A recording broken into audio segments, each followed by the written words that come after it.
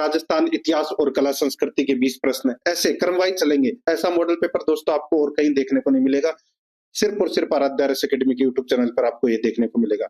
ठीक है, देखिए टेस्ट देना है आपको, बहुत शानदार लेवल का ये मॉडल पेपर है। पहला प्रश्न देखिए, राजस्थान के सबसे छोटे राष्ट्रीय राजमार्ग 71B का नया नंबर क्या है? राजस्थान के सबसे छोटे राष्ट्रीय राजमार्ग 71B का नया नंबर क्या है? तो दोस्तों नया नंबर है 919। कितना है? 919। तो यहाँ पर डी नंबर का ऑप्शन बिल्कुल सही उत्तर हो जाएगा। और ये दोस्तों राजस्थान में अलवर जिले से गुजरता है। इसकी कुल लंबाई है वो 5 किलोमीटर है। ये भी आपको इसमें याद रखना है। डी नंबर ऑप्शन बिल्कुल सही। सेकंड नंबर का प्रश्न इसमें देखिए, भूकंप विज्ञान में भूकंपीय लहरों का अंकन किया जाता है। बताइए, भूकंप विज्ञान में भूकंपीय लहरों का अंकन किया जाता है तो किसके द्वारा किया जाता है? तो दोस्तों ये किया जाता है सीस्मोग्राफ के द्वारा। यहाँ पर सी नंबर का जो ऑप्शन है वो इसका बिल्कुल सही उत्तर इसमें हो जाएगा, याद रखना। ठीक है, नेक्स्ट आगे देखिए 3 नंबर का प्रश्न है, सीता माता अभ्यारण्य प्रसिद्ध है। दोस्तों सीता माता अभ्यारण्य है ये कहाँ पर है? तो ये दोस्तों प्रतापगढ़ में है। और प्रतापगढ़ के साथ साथ में इसकी जो सीमा है वो दोस्तों उदयपुर और चित्तौड़गढ़ में भी है, लेकिन ज्यादातर हिस्सा प्रतापगढ़ में है। और ये किसके लिए प्रसिद्ध है? तो दोस्तों ये उड़न गिलहरी के लिए प्रसिद्ध है। तो यहाँ पर अपना इसमें राइट आंसर हो जाएगा सी नंबर का ऑप्शन बिल्कुल सही। 4 नंबर का प्रश्न इसमें देखिए, निम्नलिखित में से किस मृदा में पोटास व कैल्शियम पर्याप्त मात्रा में होता है? निम्नलिखित में से किस मृदा में पोटास व कैल्शियम पर्याप्त मात्रा में होता है? तो दोस्तों इसका राइट आंसर हो जाएगा वो है मध्यम काली मृदा में। मध्यम काली मृदा में पोटास व कैल्शियम पर्याप्त मात्रा में होता है। और ये कहाँ पर पाई जाती है ये मिट्टी? तो दोस्तों ये हाड़ौती के पठार में ये पाई जाती है। दोस्तों यहाँ पर ए नंबर का ऑप्शन बिल्कुल सही उत्तर हो जाएगा। हाड़ौती पठार में कौन कौन से जिले आते हैं?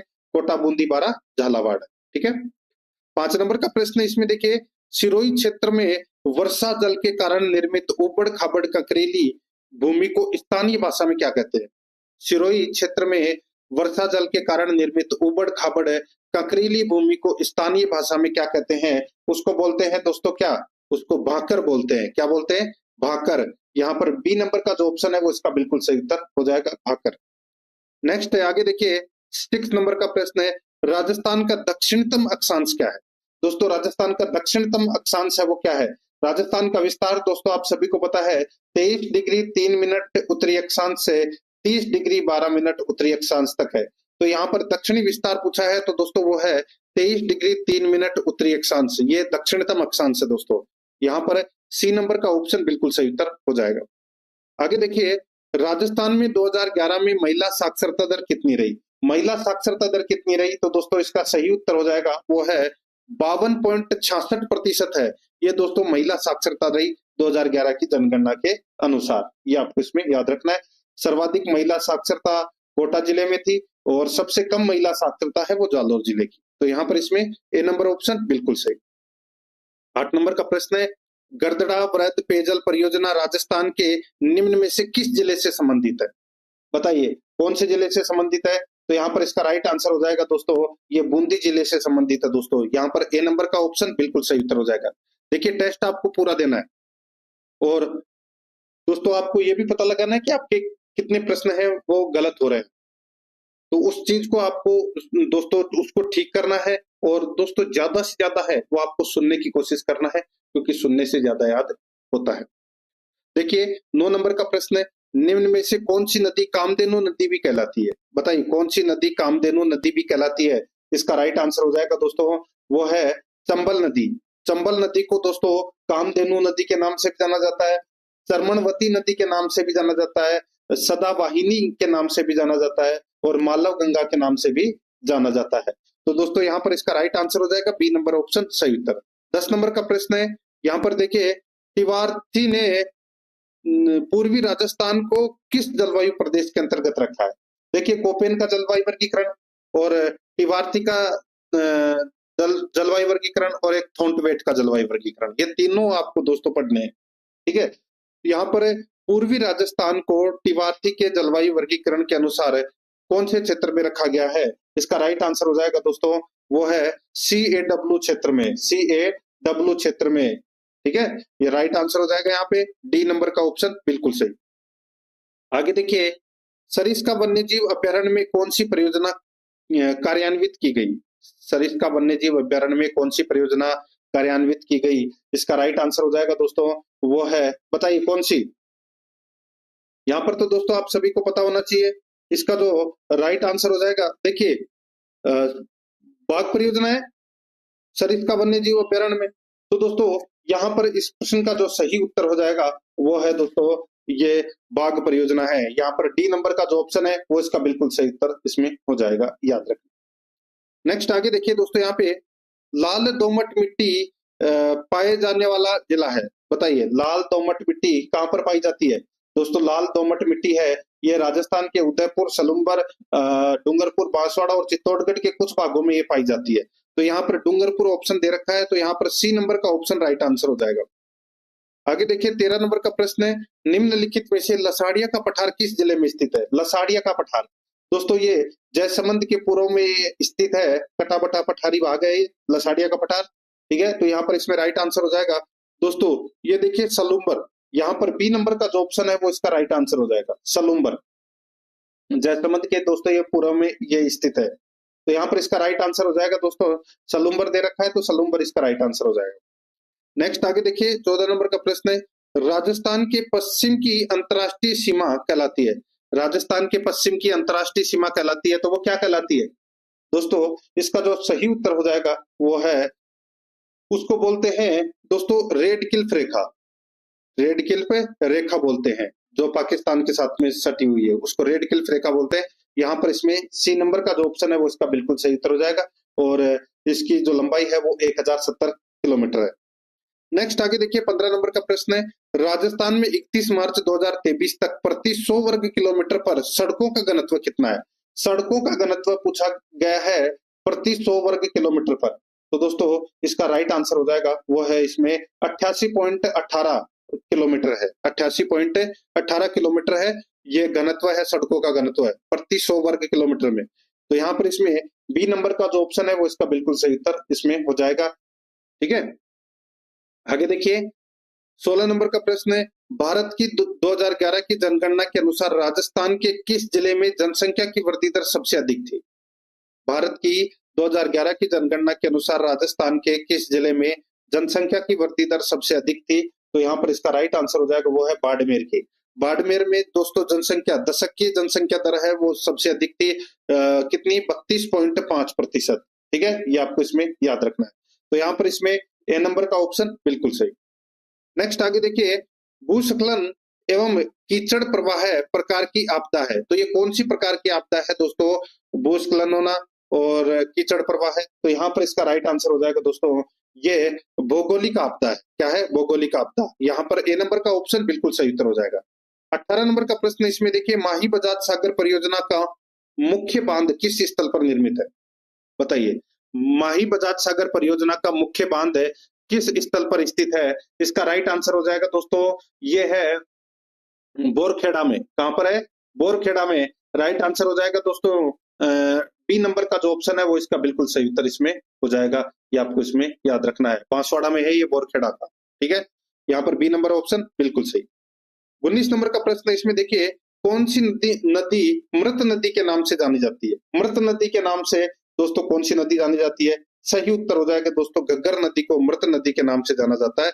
यहाँ पर डी नंबर का ऑप्शन बिल्कुल सही उत्तर हो जाएगा। आगे देखिए 20 नंबर का प्रश्न है, शीत ऋतु में पश्चिमी राजस्थान में अधिक ठंड पड़ने का प्रमुख कारण क्या है?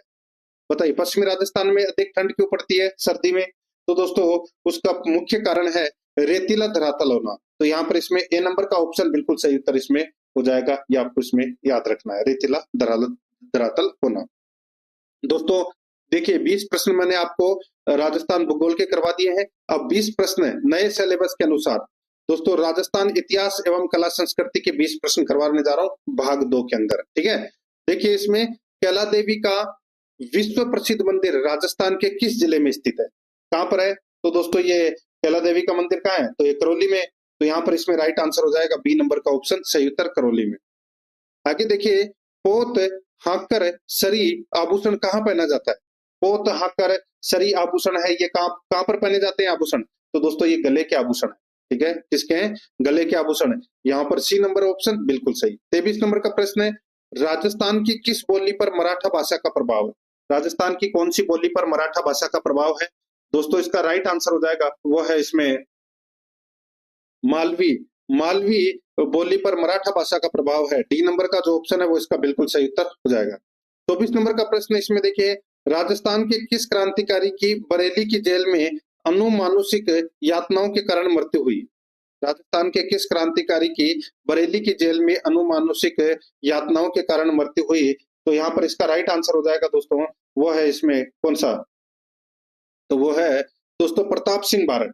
प्रताप सिंह बारट है दोस्तों ब्रिटिश सरकार की अनुमानुषिक यातनाओं का शिकार हो गए थे दोस्तों, ठीक है। और दोस्तों ये बरेली उत्तर प्रदेश की जेल में ये शहीद हो गए थे। तो यहाँ पर इसमें ए नंबर का ऑप्शन बिल्कुल सही उत्तर हो जाएगा, प्रताप सिंह बारट।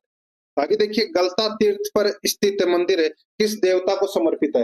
ये गलता तीर्थ कहाँ है? तो दोस्तों ये जयपुर में है। और ये किस देवता को समर्पित है? तो दोस्तों इसका राइट आंसर हो जाएगा ये सूर्य देवता को समर्पित है दोस्तों ये। तो यहाँ पर इसमें सही उत्तर हो जाएगा डी नंबर का ऑप्शन बिल्कुल सही।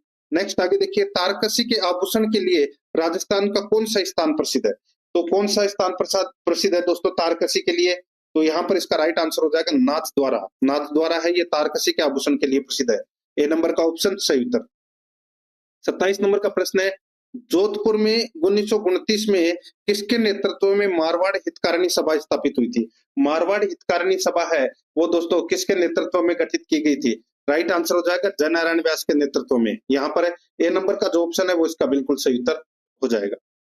नेक्स्ट आगे देखिए, आजादी के समय राजस्थान राज्य भारतीय संविधान के अनुसार किस श्रेणी का था? बताइए, आजादी के समय राजस्थान राज्य भारतीय संविधान के अनुसार कौन सी श्रेणी का था? दोस्तों इसका राइट आंसर हो जाएगा कौन सी श्रेणी का था ये? दोस्तों ये द्वितीय श्रेणी का राज्य था दोस्तों राजस्थान। तो यहाँ पर इसमें सही उत्तर क्या हो जाएगा?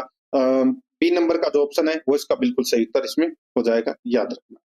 नेक्स्ट आगे देखिए, यहाँ पे 29 नंबर का प्रश्न है, पृथ्वीराज चौहान तृतीय का समकालीन चालुक्य शासक कौन था? समकालीन चालुक्य शासक पृथ्वीराज चौहान तृतीय का, तो दोस्तों वो नाम था भीमदेव द्वितीय। भीमदेव द्वितीय। तो यहाँ पर इसमें राइट आंसर क्या हो जाएगा? बी नंबर का ऑप्शन बिल्कुल सही उत्तर इसमें हो जाएगा। और चंदेल शासक था महोबा का, वो था पृथ्वीराज चौहान के समय ही था, परमर्दी देव, वो भी आपको याद रखना, ठीक है। ये चालुक्य शासक था। तो यहाँ पर इसमें और चंदेल शासक पूछ लेता तो परमर्दी देव, ठीक है। तो यहाँ पर बी नंबर ऑप्शन बिल्कुल सही, भीमदेव द्वितीय। नेक्स्ट आगे देखिए, 30 नंबर का प्रश्न है, किस लोक नाट्य की प्रस्तुति के समय इसके मुख्य गीतों का संबंध चौमासा, वर्षा ऋतु का वर्णन एवं गणपति वंदना से है? इस लोक नाट्य की प्रस्तुति के समय इसके मुख्य गीतों का संबंध चौमासा, वर्षा ऋतु का वर्णन एवं गणपति वंदना से है। तो दोस्तों इसका सही उत्तर हो जाएगा वो है इसमें, बताइए क्या? तो वो है रम्मत। तो यहाँ पर इसमें बी नंबर का ऑप्शन बिल्कुल सही उत्तर हो जाएगा। रम्मत का अर्थ खेल होता है और इसे खेलने वाले खेलार या जिसको अपन बोल सकते हैं रमतिये, वो कहलाते हैं दोस्तों। और ये बीकानेर, जैसलमेर, पोखरण, फलोदी क्षेत्रों में ये खेली जाती है दोस्तों होली के अवसर पर। तो यहाँ पर इसमें बी नंबर का ऑप्शन बिल्कुल सही। 31 नंबर का प्रश्न इसमें देखिए, मारी बरसालेरी मूमल हालीने ए हालीजे रे देश नामक लोकगीत किस क्षेत्र का है? तो दोस्तों मूमल नाम तो सुना ही होगा आपने। तो दोस्तों इसका जो राइट आंसर हो जाएगा वो है इसमें, बताइए। तो दोस्तों यहाँ पे वही जो बात हो रही है मूमल जैसलमेर की थी। तो यहाँ पर इसका राइट आंसर हो जाएगा दोस्तों वो है दोस्तों लोदरवा जैसलमेर की राजकुमारी थी ये मूमल। तो यहाँ पर इसमें सही उत्तर हो जाएगा सी नंबर का ऑप्शन राइट आंसर। आगे देखिए, भारतीय इतिहास में राजपूत वंशों का प्रभुत्व तक की अवधि तक के दौरान था। बताइए, भारतीय इतिहास में राजपूत वंशों का प्रभुत्व कौन सी अवधि तक के दौरान था? तो यहाँ पर इसका राइट आंसर हो जाएगा वो है दोस्तों 8वीं से 12वीं शताब्दी तक। 8वीं से 12वीं शताब्दी तक राजपूत काल है वो माना जाता है। तो यहाँ पर इसमें ए नंबर का जो ऑप्शन है वो इसका बिल्कुल सही उत्तर हो जाएगा। आगे देखिए, बिरचेस वस्त्र है, बिरचेस किसको बोलते हैं? तो दोस्तों ये पुरुषों के कमर के नीचे का वस्त्र है, ठीक है, जिसमें चूड़ीदार पजामा होता है और घुटने से ऊपर का चौड़ा होता है, ठीक है। राइट आंसर हो जाएगा पुरुषों के नीचे कमर के नीचे का वस्त्र है दोस्तों ये। यहाँ पर ए नंबर का ऑप्शन बिल्कुल सही। 34 नंबर का प्रश्न है, 1960 में जयपुर में वर्धमान स्कूल की स्थापना किसने की? वर्धमान स्कूल की जो स्थापना है वो दोस्तों अर्जुनलाल सेठी के द्वारा की गई थी। यहाँ पर सी नंबर का ऑप्शन राइट आंसर हो जाएगा। 35 नंबर का प्रश्न इसमें देखिए, निम्नलिखित में से किस नृत्य के साथ झांझ नामक वाद्य यंत्र का प्रयोग किया जाता है?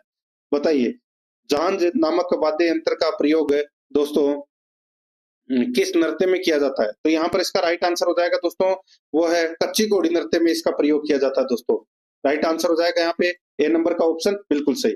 आगे देखिए यहाँ पे 36 नंबर का प्रश्न है, राज्य के किस किले को स्वर्णगिरी कहा जाता है? स्वर्णगिरी, स्वर्णगिरी दोस्तों जालोर के दुर्ग को कहा जाता है। तो यहाँ पर इसमें सही उत्तर हो जाएगा सी नंबर का ऑप्शन, बिल्कुल सही।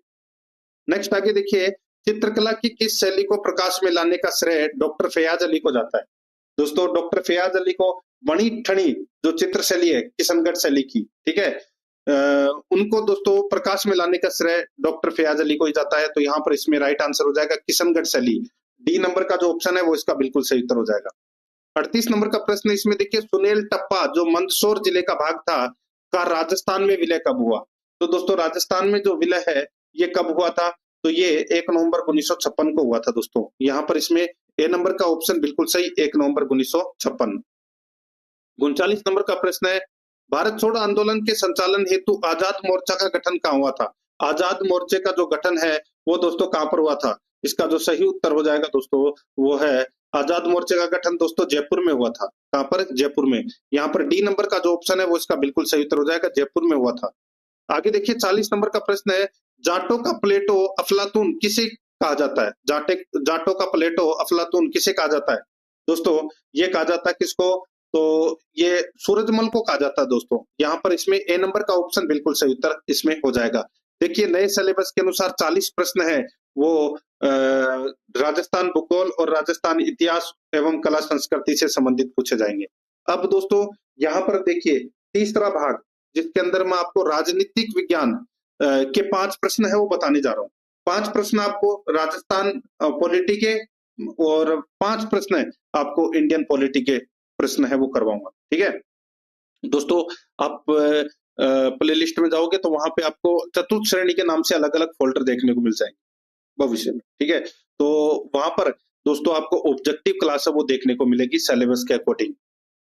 सिलेबस ज्यादा बड़ा नहीं है और आपको दोस्तों प्लेलिस्ट में ये चीज जरूर ध्यान रखनी है कि चतुर्थ श्रेणी मॉडल पेपर के नाम से आपको वहां फोल्डर मिलेगा और उसका जो लिंक है वो आपको डिस्क्रिप्शन में भी मिल जाएगा। तो आप वहां जाकर रोजाना एक मॉडल पेपर का टेस्ट है वो आपको अवश्य देना है। आपको वो लिंक मिल जाएगा तो वहां पे आप जाके जरूर दें और अपने दोस्तों के पास में दोस्तों लिंक को शेयर जरूर करें फेसबुक व्हाट्सएप ग्रुप के ऊपर, क्योंकि बहुत ही शानदार चीज है। ऐसी चीजें दोस्तों आपको बहुत कम देखने को मिलेगी, 1% के बराबर।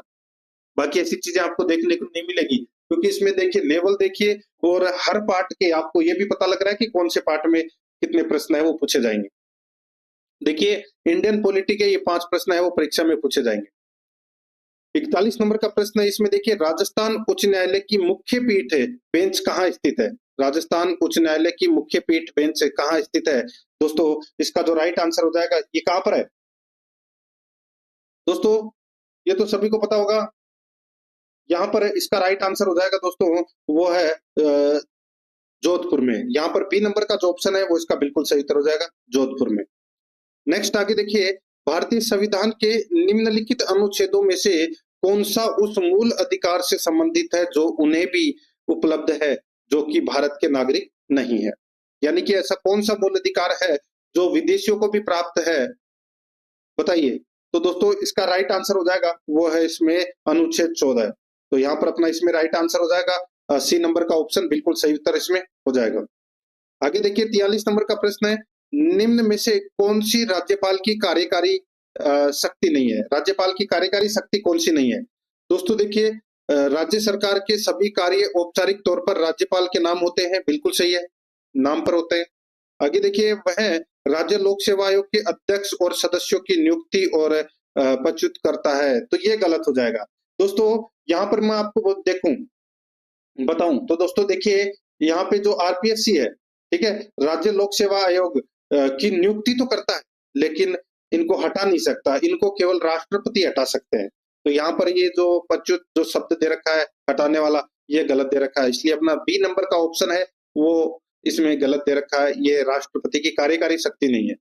और देखिए दोस्तों इसमें वह मुख्यमंत्री और अन्य मंत्रियों यानी कि मुख्यमंत्री की सलाह पर नियुक्ति करता है। बिल्कुल सही है।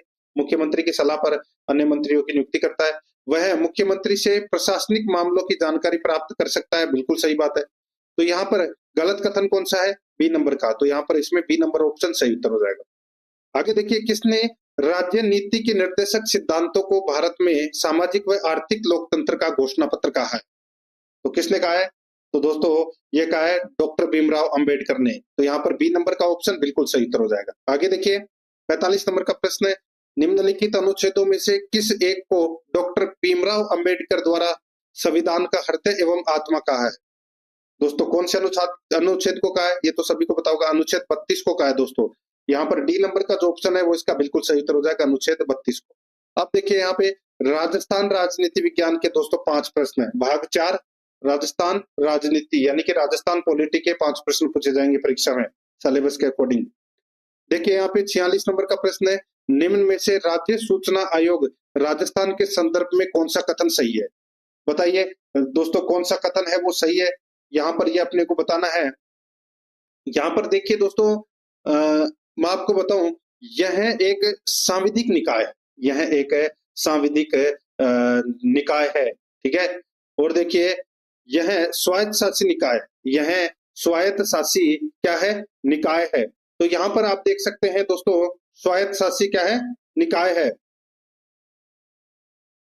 तो बिल्कुल सही है, स्वायत्त शासी भी निकाय है। इसको आप दोस्तों सांविधिक भी बोल सकते हैं, वैधानिक भी बोल सकते हैं, ठीक है। और देखिए इसका गठन 18 अप्रैल 2005 को हुआ था।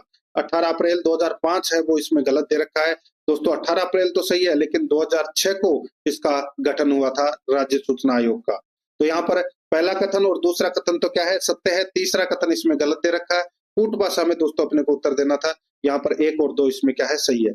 यहाँ पर बी नंबर का जो ऑप्शन है वो इसका बिल्कुल सही उत्तर हो जाएगा। 47 नंबर का प्रश्न है, राज्य के मुख्य सूचना आयुक्त की नियुक्ति कौन करता है? राज्य के मुख्य सूचना आयुक्त की नियुक्ति कौन करता है? दोस्तों इसका राइट आंसर हो जाएगा राज्यपाल के द्वारा मुख्यमंत्री की अध्यक्षता वाली समिति की सिफारिश पर करता है दोस्तों। ये दोस्तों सीधा सा बोलूं, राज्यपाल करता है। डी नंबर ऑप्शन बिल्कुल सही।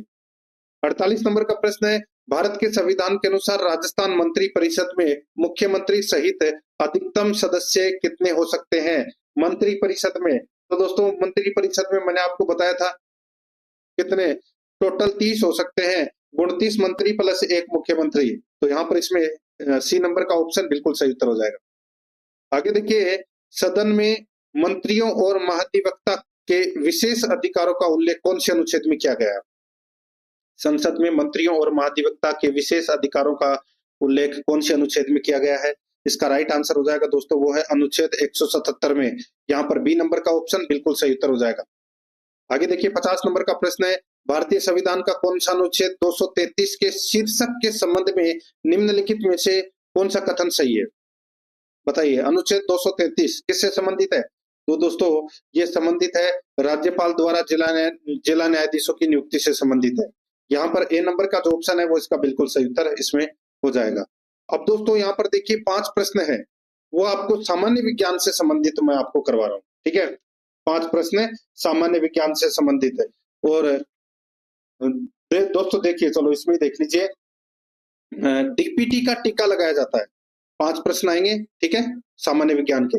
डीपीटी का टीका लगाया जाता है, तो दोस्तों डीपीटी का जो टीका है ये धनुष वायु में लगाया जाता है, ये कुकर खांसी में लगाया जाता है, ये दोस्तों गलघोटू बुखार में भी लगाया जाता है, ठीक है। और भी दोस्तों देखिए क्षयरोग और पोलियो, तो दोस्तों इनमें नहीं लगाया जाता। तो यहाँ पर 1, 2, 3 कथन है वो इसमें क्या है? सही है। डीपीटी का जो टीका है वो धनुष वायु, कुकर खांसी और गलघोटू बुखार इनमें लगाया जाता है। तो यहाँ पर इसमें 1, 2, 3 कथन क्या है? सही है। बी नंबर का ऑप्शन राइट आंसर हो जाएगा।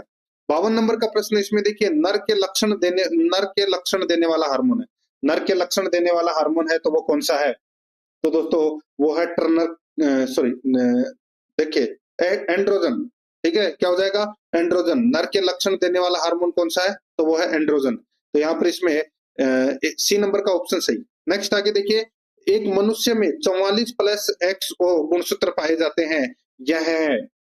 एक मनुष्य में 44 प्लस XO गुणसूत्र पाए जाते हैं, यह है तो दोस्तों ये टर्नर का सिंड्रोम है, टर्नर का सिंड्रोम। तो यहाँ पर ए नंबर का ऑप्शन बिल्कुल सही उत्तर आ जाएगा।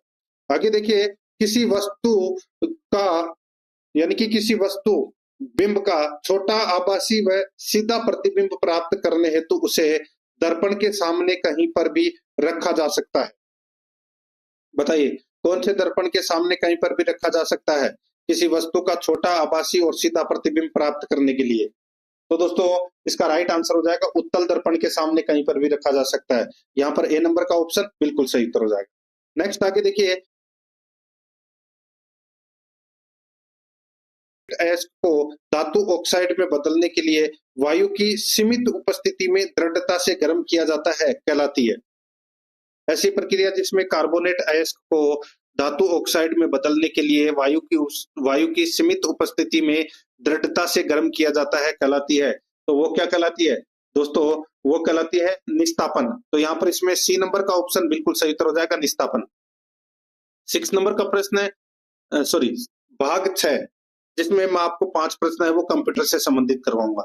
51 से और 55 तक मैंने आपको सामान्य विज्ञान से संबंधित प्रश्न करवाए हैं, और अपन है वो 56 से और 60 तक 5 प्रश्न है वो कंप्यूटर के पढ़ेंगे सिलेबस के अकॉर्डिंग। देखिए, किसी प्रोग्राम विंडो को बंद करने का शॉर्टकट की क्या है? किसी प्रोग्राम विंडो को बंद करने का शॉर्टकट की क्या है दोस्तों? वो शॉर्टकट की है alter plus F4, alter plus F4। तो यहाँ पर इसमें सी नंबर का जो ऑप्शन है वो इसका बिल्कुल सही उत्तर हो जाएगा, अल्टर प्लस F4। ठीक है, आगे देखिए दोस्तों, यहाँ पे 57 नंबर का प्रश्न है, map dot net GIS software product operating system पर काम करता है। Map dot net GIS software product किस ऑपरेटिंग सिस्टम पर काम करता है? तो दोस्तों ये काम करता है विंडोज पर।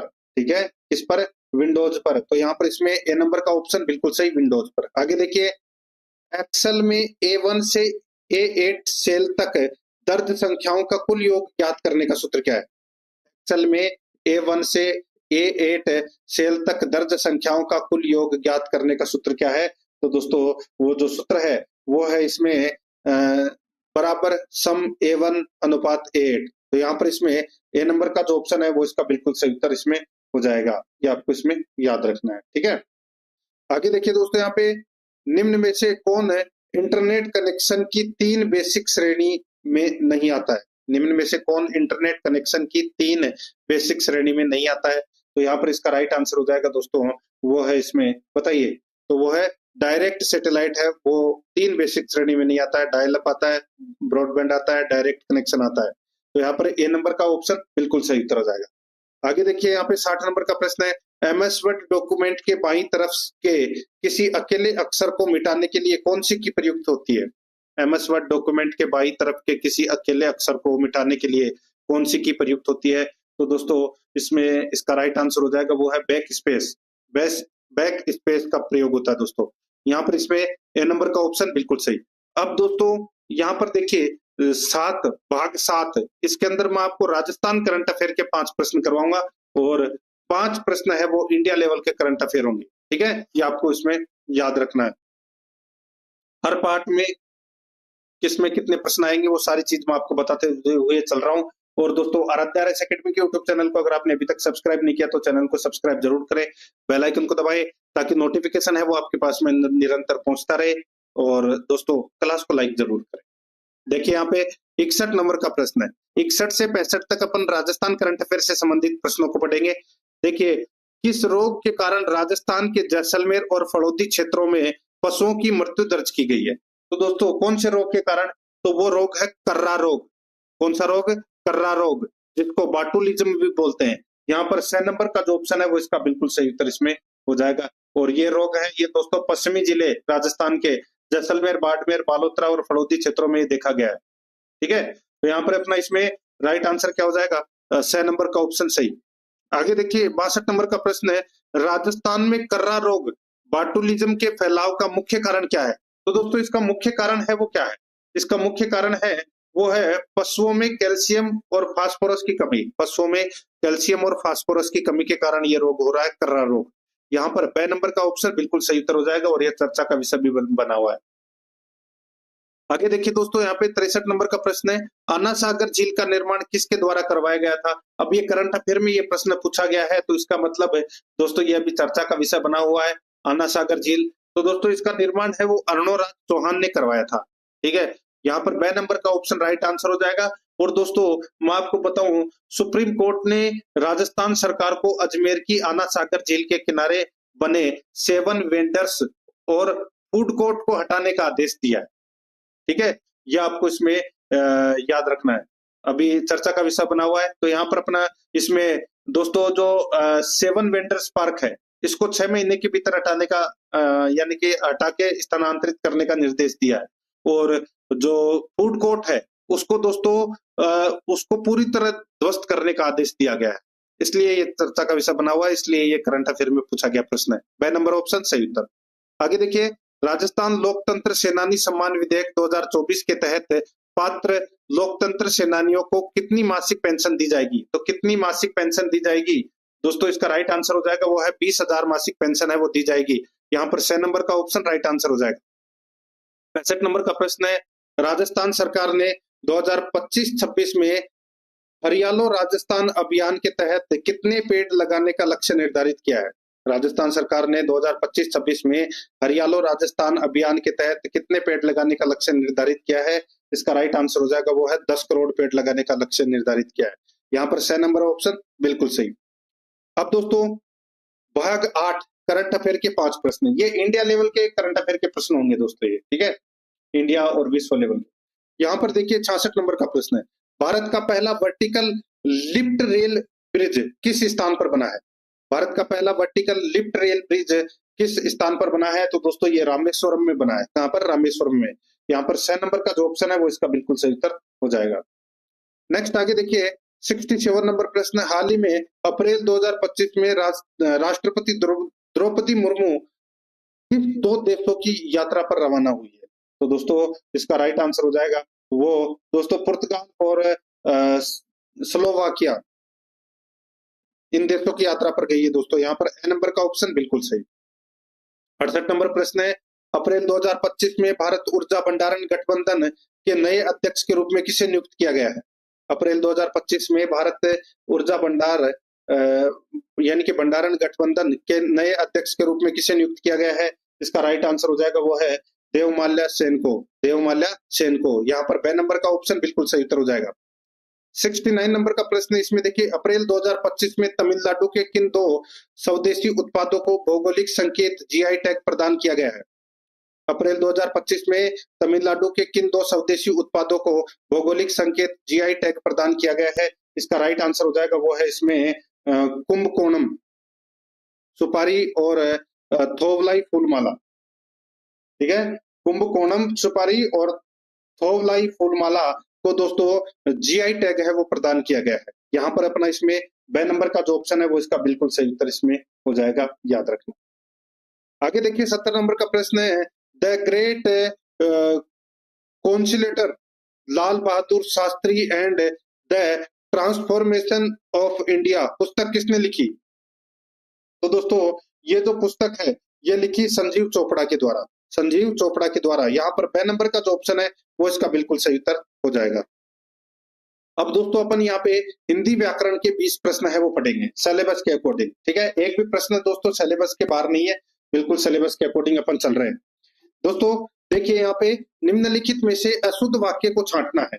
ये अशुद्ध वाक्य है वो कौन सा है? तो दोस्तों आप यहाँ पर देख सकते हैं, देखिए सभा में सभी वर्ग के लोग थे, सभा में सभी वर्ग के लोग थे, तो ये अपना पहला ही कथन है वो गलत हो जाएगा। देखिए सभा में सभी वर्ग के लोग थे, ऐसा होना चाहिए था। ठीक है, शुद्ध वाक्य क्या होगा? इसमें तो क्या लिखा हुआ है कि सभा में सभी वर्ग के लोग थे, लेकिन दोस्तों यहाँ पर सभा में सभी वर्गों के लोग थे, वर्ग नहीं वर्गों का आएगा इसमें। ठीक है, तो यहाँ पर इसमें यह अशुद्ध वाक्य इसलिए हो गया। यहाँ पर ए नंबर का ऑप्शन राइट आंसर, बाकी इसमें सारे सही है। आगे देखिए हिंदी के गोपनीय शब्द के लिए अंग्रेजी का समानार्थी शब्द का प्रयोग होगा। बताइए गोपनीय का इंग्लिश शब्द क्या होगा? तो दोस्तों इसका राइट आंसर हो जाएगा वो है इसमें कंडीशनल। ठीक है, तो यहाँ पर इसमें राइट आंसर क्या हो जाएगा दोस्तों? बी नंबर का जो ऑप्शन है वो इसका बिल्कुल सही उत्तर हो जाएगा। आगे देखिए 73 नंबर का प्रश्न है। इसमें देखिए निम्न में से किस शब्द में उपसर्ग नहीं है? बताइए किस शब्द में उपसर्ग नहीं है? तो दोस्तों इसका राइट आंसर हो जाएगा वो है इसमें दोस्तों बहादुर। बहादुर में दोस्तों कोई भी उपसर्ग है वो नहीं है। बाकी बदमाश में बद है, बेवकूफ में बे उपसर्ग है और लावारिस में दोस्तों ला उपसर्ग है। यहाँ पे ए नंबर का जो ऑप्शन है वो इसका राइट आंसर हो जाएगा। आगे देखिए इनमें से किस वाक्य में सकर्मक क्रिया है? सकर्मक क्रिया कौन से में है? तो दोस्तों देखिए बच्चे छत पर पतंग उड़ा रहे हैं, ये वाक्य है वो दोस्तों इसमें क्या है? सकर्मक क्रिया है। यहाँ पर अपना बी नंबर का ऑप्शन बिल्कुल सही उत्तर हो जाएगा। 75 नंबर प्रश्न है, जो वचन से न बताया जा सके वाक्यांश के लिए उपयुक्त शब्द है, तो वो कौन सा है? तो दोस्तों वो है जिसको बोल सकते हैं अनिर्वचनीय। अनिर्वचनीय। तो यहाँ पर अपना इसमें ए नंबर का जो ऑप्शन है वो इसका बिल्कुल सही उत्तर हो जाएगा। 76 नंबर का प्रश्न इसमें देखिए स्त्रीण शब्द के लिए सही वाक्यांश क्या है? स्त्रीण शब्द के लिए सही वाक्यांश क्या है? तो वो है दोस्तों स्त्रियों जैसा स्वभाव वाला। यहाँ पर बी नंबर ऑप्शन बिल्कुल सही। 77 नंबर प्रश्न है, किस शब्द में उपसर्ग नहीं है? कौन से शब्द में उपसर्ग नहीं है? तो दोस्तों यहाँ पर देखिए पराधीन। पराधीन के अंदर दोस्तों उपसर्ग है। पराधीन के अंदर दोस्तों यहाँ पर देखिए परा प्लस धीन, परा प्लस भव और परा प्लस क्रम और परा प्लस जय। ठीक है, तो दोस्तों इसमें देखिए सारे के सारे हैं वो परा उपसर्ग से निर्मित है। तो यहाँ पर इसमें राइट आंसर क्या हो जाएगा दोस्तों? एक अलग ऑप्शन इसको काट के और आप उपरोक्त सभी कर देना। ठीक है, तो यहाँ पर इसमें राइट आंसर क्या हो जाएगा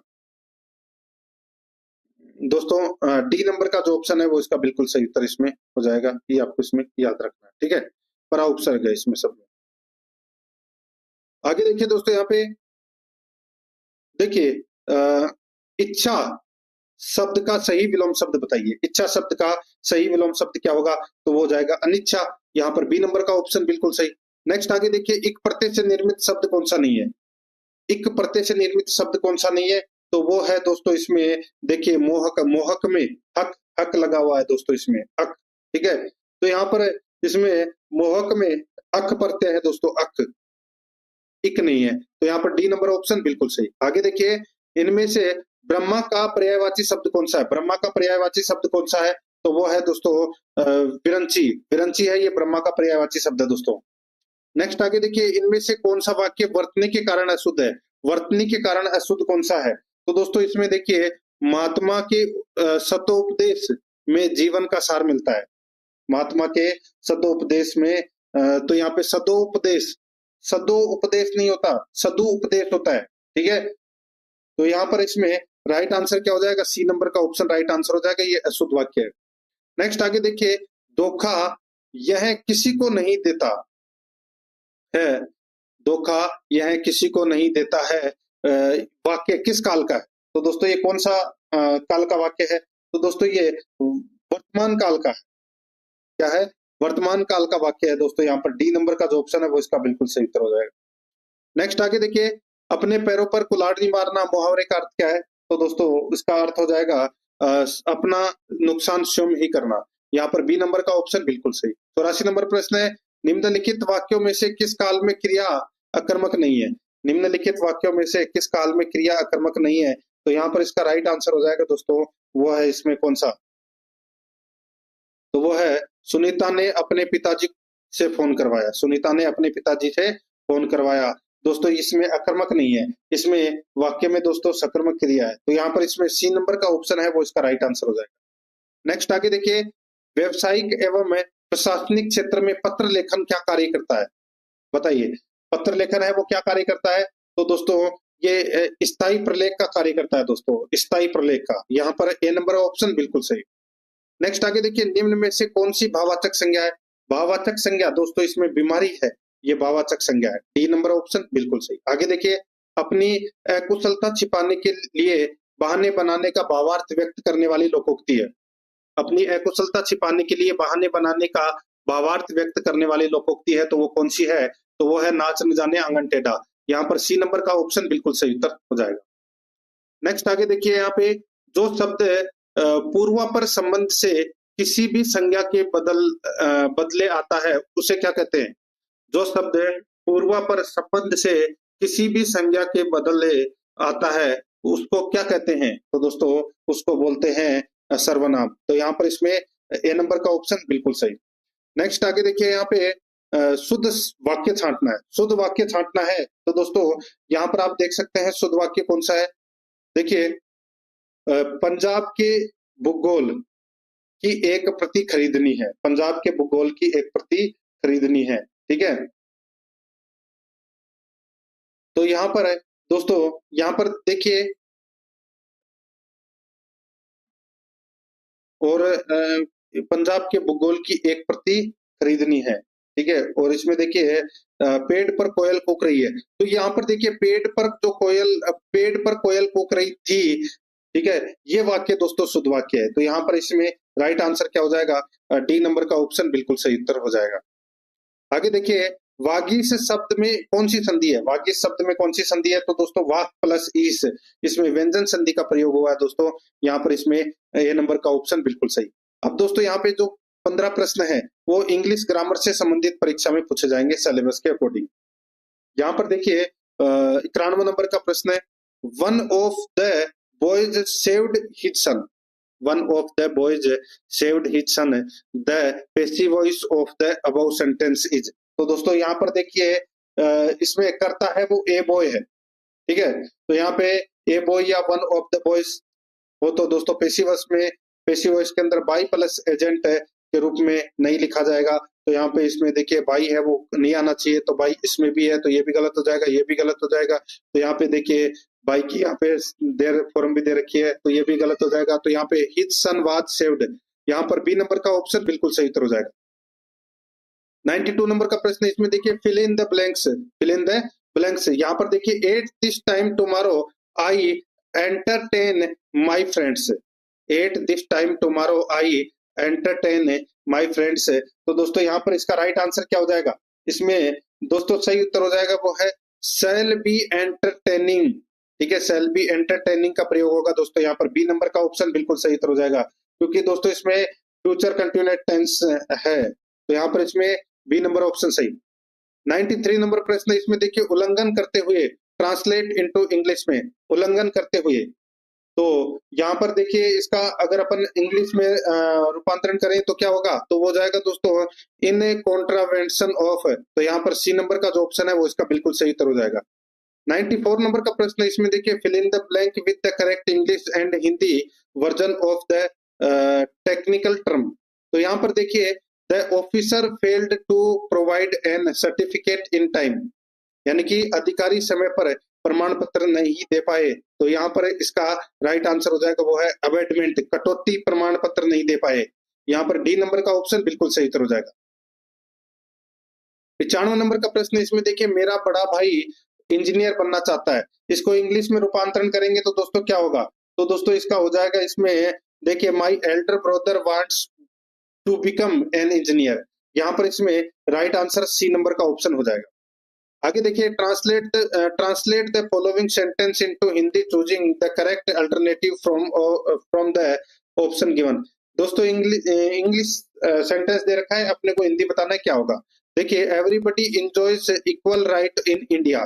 दोस्तों इसका राइट आंसर हो जाएगा वो है इसमें भारत में सब लोगों को समान अधिकार प्राप्त है। यहाँ पर ए नंबर का ऑप्शन बिल्कुल सही उत्तर हो जाएगा। नेक्स्ट आगे देखिए choose the correct Hindi translation of the given sentence. At last he realized his mistake. तो यहाँ पर इसका जो सही उत्तर हो जाएगा वो हो जाएगा दोस्तों इसमें कौन सा? तो इसका राइट आंसर क्या हो जाएगा दोस्तों? देखिए at last he realized his mistake है। तो यहाँ पर इसका सही उत्तर हो जाएगा वो है इसमें कौन सा? आखिरकार उसको गलतियां समझ में आई। आखिरकार उसको गलतियां समझ में आई। तो यहाँ पर इसका राइट आंसर हो जाएगा बी नंबर का जो ऑप्शन है वो इसका बिल्कुल सही। देखिए यहाँ पर क्या पूछा गया है? लास्ट ही रियलाइज हिज मिस्टेक, ठीक है। तो मिस्टेक्स है, तो यहाँ पर इसका जो राइट आंसर हो जाएगा दोस्तों वो हो जाएगा इसमें देखिए इसमें ये हो जाएगा आखिरकार उसको अपनी गलतियां समझ में आई। यहाँ पर सी नंबर का जो ऑप्शन है वो इसका बिल्कुल सही उत्तर हो जाएगा।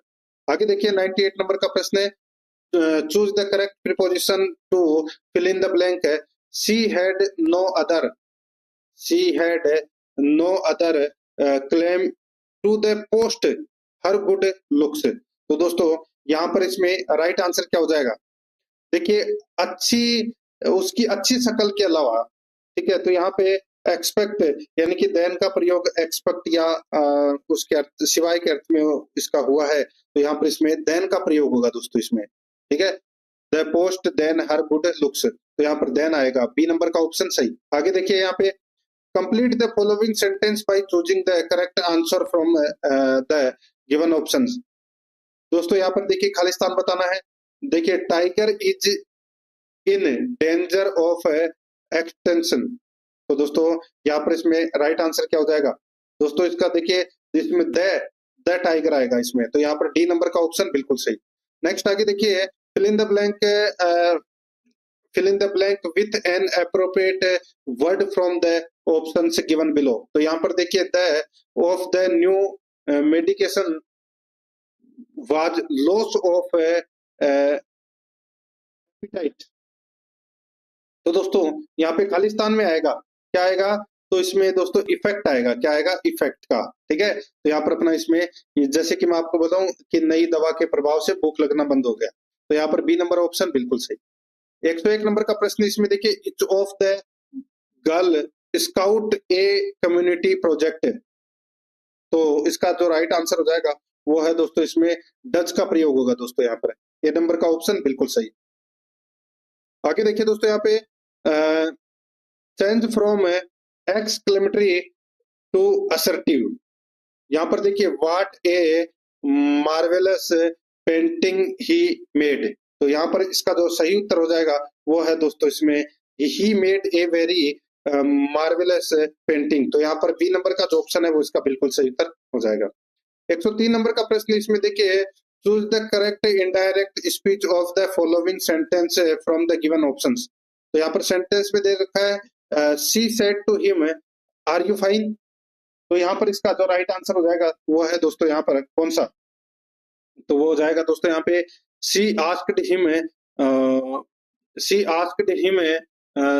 देखिए वेदर ही वाज फाइन, तो यहाँ पर इसमें डी नंबर का जो ऑप्शन है वो इसका बिल्कुल सही उत्तर हो जाएगा। 104 नंबर का प्रश्न इसमें देखिए choose the correct passive voice of the following sentence from the option below. यहाँ पर देखिए अनीता सोए पिक्चर, अनीता सोए पिक्चर, तो यहाँ पर इसका राइट आंसर हो जाएगा a picture was seen by Anita, यहाँ पर ए नंबर का ऑप्शन बिल्कुल सही उत्तर हो जाएगा। 105 नंबर का प्रश्न इसमें देखिए no sooner did he reach the station then the train go, तो दोस्तों क्या आएगा बताइए? तो यहाँ पर इसका राइट आंसर हो जाएगा दोस्तों इसमें रिच वेंट का प्रयोग होगा दोस्तों यहाँ पर, ठीक है, रिच वेंट का, तो यहाँ पर सी नंबर का जो ऑप्शन है वो इसका बिल्कुल सही उत्तर इसमें हो जाएगा, ये आपको इसमें याद रखना है, ठीक है। तो यहाँ पर सी नंबर ऑप्शन सही। अब देखिए दोस्तों यहाँ पे अपन गणित से संबंधित 15 प्रश्न करेंगे भाग 11 के अंदर, ठीक है, ये अपना लास्ट भाग है। अभी तक अपन ने 105 प्रश्न है वो पढ़ लिए 10 भागों के अंदर, और परीक्षा में आपको दोस्तों ऐसा ही पेपर है वो मिलेगा हूबहू। और आराध्या रस अकेडमी के यूट्यूब चैनल के साथ में जुड़े रहिए, चैनल को सब्सक्राइब करें, बेल आइकन को दबाएं, और दोस्तों आप प्ले लिस्ट में जाओगे तो वहां पे आपको फोल्डर मिल जाएगा दोस्तों चतुर्थ श्रेणी कर्मचारी मॉडल पेपर के नाम से आपको वहां फोल्डर मिलेगा, और उसका जो लिंक है वो आपको डिस्क्रिप्शन में भी मिल जाएगा, तो आप वहां जाकर टेस्ट जरूर दें। देखिए यहाँ पे 106 नंबर का प्रश्न है, 15 प्रश्न मैथ से संबंधित। एक व्यक्ति 250 किलोमीटर की दूरी निश्चित गति से तय करता है, एक व्यक्ति है वो 250 किलोमीटर की दूरी निश्चित गति से क्या करता है? तय करता है। यदि उसकी गति 20% कम है तो उसने उतनी ही दूरी 1/4 घंटे अधिक में तय की होती। उसकी गति शुरू में क्या थी? उसकी गति है वो शुरू में क्या थी वो दोस्तों अपने को यहाँ पर क्या करना है? बताना है। दोस्तों मान लीजिए गति है वो x है, दूरी दोस्तों यहाँ पर 250 किलोमीटर दे रखी है, तो समय बराबर क्या हो जाएगा? 250/x, ठीक है। तो और 20% कम हो तो दोस्तों इसको आप 20% को 80/100 लिख सकते हैं, यानी कि 4/5x लिख सकते हैं। तो दोस्तों इसमें देखिए यहाँ पे मैं आपको बताऊं 20% कम है, ठीक है, तो यहाँ पे x × 80/100 सो बराबर में दोस्तों अपन क्या लिख सकते हैं इसको दोस्तों 4/5x लिख सकते हैं। ठीक है, इतना तो समझ में आ गया। दोस्तों अब देखिए यहाँ पे 250 इंटू 5/4x इसको अपन लिख सकते हैं। 250 इंटू 5/4x माइनस 250/x बराबर दोस्तों अपन 5/4 लिख सकते हैं। तो यहाँ पर दोस्तों सीधा सा है 250 में 5 का भाग देना है। ठीक है, कितना आएगा 50 किलोमीटर प्रति घंटा। यहाँ पर बी नंबर का यानी कि शुरू में उसकी जो गति थी वो 50 किलोमीटर प्रति घंटा थी। ठीक है, और आप ऑप्शन उठा के भी इसको कर सकते हैं, ज्यादा कुछ खास करने की जरूरत नहीं है इसमें। यहाँ पर देखिए 107 नंबर का प्रश्न है, एक नाव 36 किलोमीटर अनुप्रवाह है यानी कि डाउन स्ट्रीम और 16 किलोमीटर की प्रति प्रवाह है अप स्ट्रीम और 10 घंटे में तय कर सकती है। वह 3 किलोमीटर अनुप्रवाह है और 1.2 किलोमीटर प्रति प्रवाह है 48 मिनट में तय कर सकती है। प्रति प्रवाह है जाते हुए नाव की गति क्या है किलोमीटर में, नाव की गति है वो क्या है। ये भी दोस्तों आप ऑप्शन में उठा के कर सकते हैं, मैं आपको बता देता हूं दोस्तों। और सिलेबस के अकॉर्डिंग दोस्तों मैं आपको और करवा दूंगा ये सिलेबस में अलग से टॉपिक वाइज। यहाँ पे 4 किलोमीटर आएगा दोस्तों नाव की गति, बी नंबर का ऑप्शन बिल्कुल सही। नेक्स्ट आगे देखिए, एक साथ काम करते हुए एबीसी एक काम को 36 दिनों में पूरा कर सकते हैं, यानी कि तीनों मिलकर कितने में कर रहे हैं 36 दिनों में कर रहे हैं। ठीक है, और दोस्तों देखिए यदि एबीसी की दक्षता 5:6:9 के अनुपात में है तो बी अकेला उस कार्य को कितने दिन में पूरा करेगा। दोस्तों सीधा सा है, यहाँ पर देखिए तीनों मिलकर एक दिन का कार्य कर रहे हैं, कितना 1/36 कर रहे हैं। ठीक है, अब इनका अनुपात यहाँ पर दे रखा है 5:6:9 अनुपात, तो अनुपातों का योग कितना हो गया टोटल 5 और 6 11, 11 और 9 कितने हो गए 20, तो अनुपातों का योग कितना हो गया 20। तो दोस्तों यहाँ पे अपन एक दिन का निकालेंगे, तो यहाँ पर देखिए एक दिन का निकालेंगे तो दोस्तों यहाँ पर एक है बराबर दोस्तों 1/36 इंटू 20, तो 1/36 इंटू 20 करोगे तो दोस्तों कितना आ जाएगा, तो ये 36 इंटू 20 करोगे तो दोस्तों 360 और 360 कितने होते हैं 720, तो ये 720 ही आ गया। और दोस्तों बी का अनुपात कितना है तो 6 है, तो दोस्तों वही 720 में 6 का भाग दे दीजिए, तो ये 6 से कितनी बार कटा, तो दोस्तों ये 120 बार कटा, तो यहाँ पर 120 दिन इसका राइट आंसर हो जाएगा। बी अकेला उस कार्य को 120 दिन में पूरा करेगा।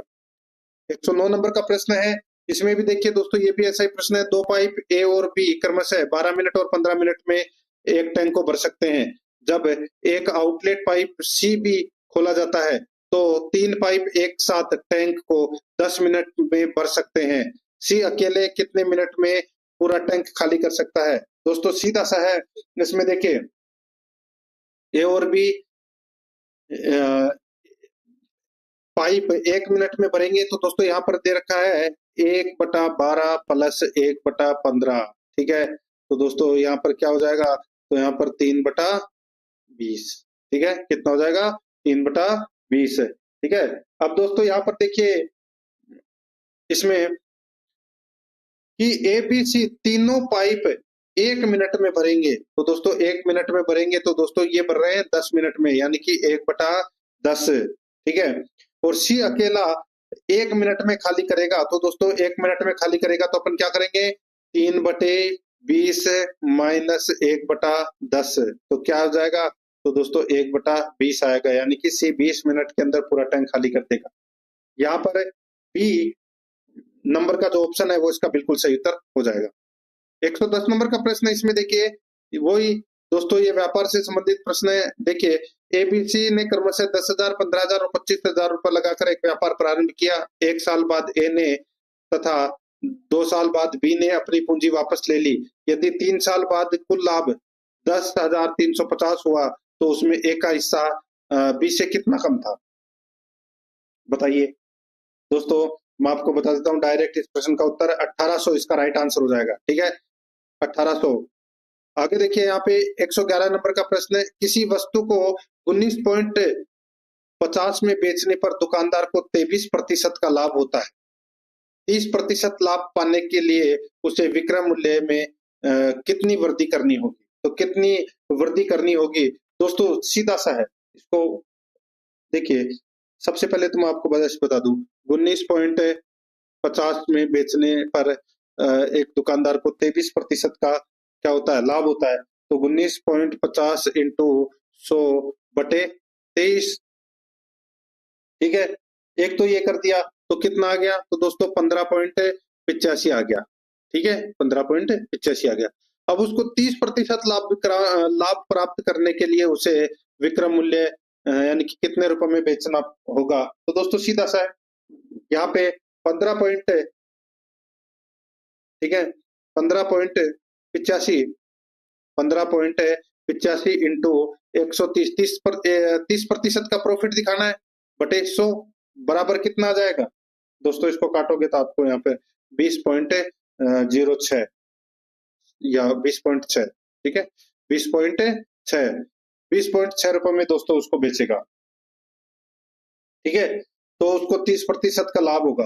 अब दोस्तों देखिए, पहले 19.50 में बेच रहा था और अब 20.6 में बेच रहा है, यानी कि कुल अंतर कितना हुआ दोनों का, तो दोस्तों दोनों का अंतर हुआ, इसमें देखिए, इसमें अंतर हुआ 1.11 का, 1.11 का अंतर हुआ। तो यही अपने को बताना है कि उसे विक्रय मूल्य में कितनी वृद्धि करनी होगी, तो 1.11 की वृद्धि करनी होगी।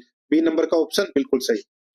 112 नंबर प्रश्न है, सुरेश 1200 रुपए में 2 पुस्तकें खरीदता है या 2 पुस्तक खरीदता है।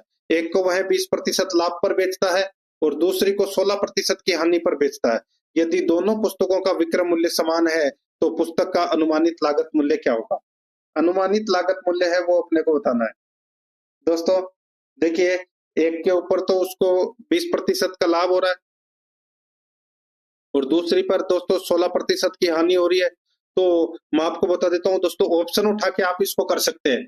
पुस्तक का अनुमानित लागत मूल्य आप ऑप्शन उठा के कर लीजिए दोस्तों, राइट आंसर आपको पास मिल जाएगा। यहाँ पर 500 और 700 दोनों पुस्तकों का मूल्य है। तो यहाँ पर इसमें राइट आंसर क्या हो जाएगा, ए नंबर का ऑप्शन बिल्कुल सही, 500, 700, 1200, ठीक है। आगे देखिए, 5 छात्रों का औसत अंक 85 है। यदि एक नए छात्र के अंकों का भी उसमें शामिल कर लिया जाए तो औसत अंक 84 हो जाते हैं। नए छात्र ने कितने अंक प्राप्त किए हैं, नए छात्र ने कितने अंक प्राप्त किए हैं, तो दोस्तों नए छात्र ने कितने अंक प्राप्त किए हैं वो बताना है। देखिए, 5 छात्रों के अंकों का योग 85 इंटू 5 कर लीजिए, 85 इंटू 5 कितना हो गया, 425, ठीक है। अब देखिए, एक नया छात्र और इसमें जोड़ दिया जाता है तो औसत अंक है वो 84 हो जाता है। तो सीधा सा है, 84 इंटू क्या करेंगे, 6 करेंगे तो कितना हो गया, 504। अब 504 में से 425 घटा दीजिए, नए छात्र का अंक निकल कर आ जाएगा। तो 504 में से 425 गए तो दोस्तों कितने बचे, 79। तो यहाँ पर नए छात्र ने कितने अंक प्राप्त किए, तो 79। यहाँ पर सी नंबर का ऑप्शन बिल्कुल सही उत्तर हो जाएगा। आगे देखिए, 5 घंटियां एक साथ बजना शुरू करती है और क्रमशः 4, 6, 7, 8, 12 सेकंड के अंतराल पर बजती है। कितने सेकंड के बाद वे फिर एक साथ बजेगी। तो दोस्तों आपको क्या करना है, इनका लसाअ निकाल लेना है, 4, 6, 7, 8, 12 का। तो दोस्तों इसका लसाअ है वो निकलेगा 168। तो 168 दोस्तों सेकंड बाद फिर ये एक साथ बजेगी। तो यहाँ पर सी नंबर ऑप्शन सही उत्तर। वह छोटी से छोटी संख्या ज्ञात कीजिए जिसको 3 घटाने पर प्राप्त संख्या 21, 24, 30 और 45 से विभाज्य हो। दोस्तों इसका भी अपने को 21, 24, 30 और 45 का लसाअ पे निकाल लेना है। लसाअ आप निकालोगे तो दोस्तों 2520 आएगा। कितना आएगा, 2520, ठीक है। अब दोस्तों उसमें आप देख लीजिए, यहाँ पे 2520 आ गया ना। अब यहाँ पर अपने को क्या करना है, ये दोस्तों देखिए 21, 24, 30 और 45, ठीक है। 21 दोस्तों 21, 24, 30 और 45। अब देखिए, जिसे 3 घटाने पर प्राप्त संख्या, अब इसमें दोस्तों आप भाग दोगे 3 का तो दोस्तों कितना आ जाएगा, ये आ जाएगा 840। कितना आ जाएगा, 840 है। अब दोस्तों 840 प्लस 3 कर लीजिए तो 843 इसका राइट आंसर हो जाएगा। बी नंबर ऑप्शन बिल्कुल सही। आगे देखिए 116 नंबर का प्रश्न है। इसमें देखिए निम्न बार चार्ट एक छात्र द्वारा एक परीक्षा में 7 अलग-अलग विषयों में प्राप्त अंक 100 में से दर्शाता है। दोस्तों यहाँ पर देखिए वो S1 और S6 में प्राप्त कुल अंक S4 में छात्र द्वारा प्राप्त अंकों के लगभग कितने प्रतिशत है? तो कितने प्रतिशत है? तो यहाँ पर देखिए S1 और S6 देखिए S1 में कितने हैं 96 है, S1 में कितने हैं 96 और S6 में कितने हैं? तो दोस्तों ये 59। ठीक है, तो यहाँ पे